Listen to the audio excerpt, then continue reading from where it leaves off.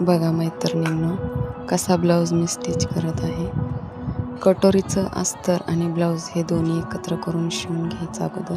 नंतर कटोरीचा टक्स मारायचा. टक्स मारते वेळेस खाली 1.5 इंच आणि वरती 2.5 इंच, पण माझा हात बसलेला असल्यामुळे मी तशाच घेते कट मारून.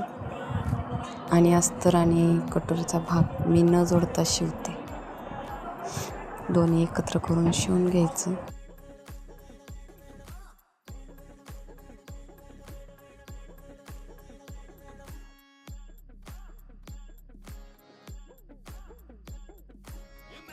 काम सारा सोडून आलो मी. चाल तुझी मस्त म्हणे मला फॉलो मी. काय करू टू मला कळना. ड्रीम करतो अन काही दिसना. काही सुचना. सांगू कुणाला आता काय मी करू.